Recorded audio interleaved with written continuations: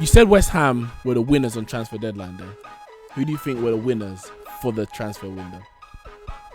You know, we've already mentioned, you know, Man City did brilliantly. You know, we talked about West Ham doing great.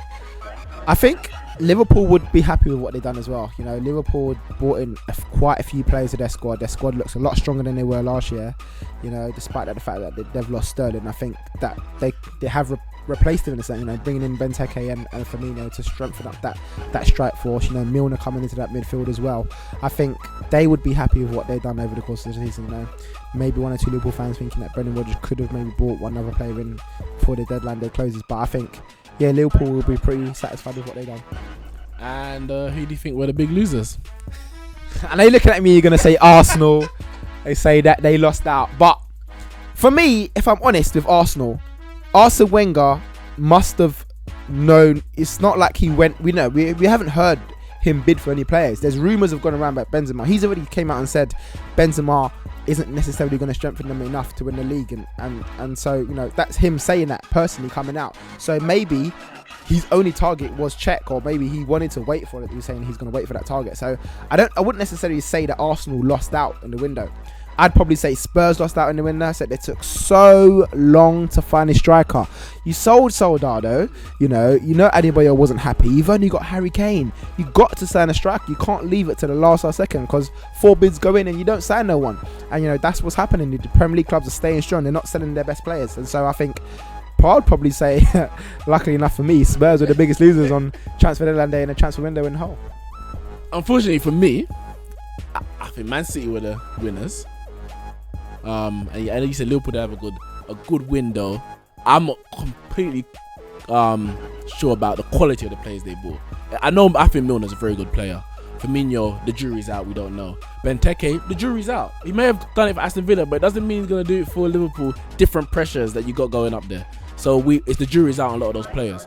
The jury's out on any player you sign, but for me, I'm much more convinced about the players that Man City have signed and how they're going to actually fit into the team. And obviously, it's a winning team as it goes.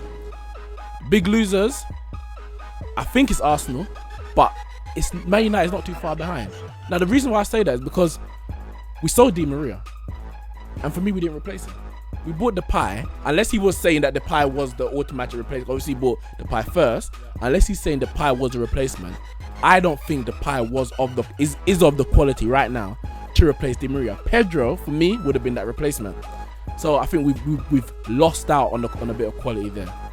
We've sold Van Persie and Falcao's gone back. Both of them, I think they had to go. But we didn't actually really replace the quality that they brought to us at one point. Van Persie was the best striker in the league, and we haven't signed, for me, a world-class striker. Again, Martial might turn to be that guy. But right now, I can't even be that confident. If we had gone out and signed someone like Muller, I could say, you know what? We've fully replaced Van Persie. Falcao replaced him. At the moment, we're left with Rooney, Martial and Wilson, and all we can do is hope, and hope that Van Gaal got it right. We strengthened the midfield, and I think it's been a big issue since Paul Scholes retired the first time, and I think that midfield issue is completely gone. We've got Carrick, Schneiderlin, Schweinsteiger and Herrera. I'm fine with that. And it's helped, as we've seen so far, in terms of the defence. But we didn't actually strengthen the centre-back position. We strengthened the right-back. Luke Shaw's come on good so far this season, but the centre-back position hasn't been strengthened. We've got Daley Blind, who's a utility player, you know, O'Shea, one might call him. Rojo, who's a centre-back, come left-back, come wherever they want to play, wing-back.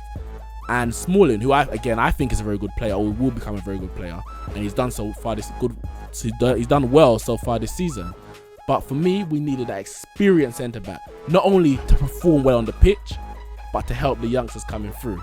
So, while I think Arsenal were the big losers, Man United's players, as Wesley said on the first day, I'm not too sure about that. Let me ask you a quick question now.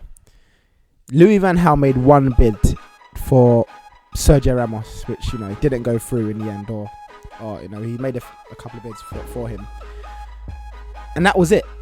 You know, we didn't hear nothing else. So he's obviously addressed that fact there's an issue by wanting to sign a centre back and making a bid for a centre back, and he didn't go through.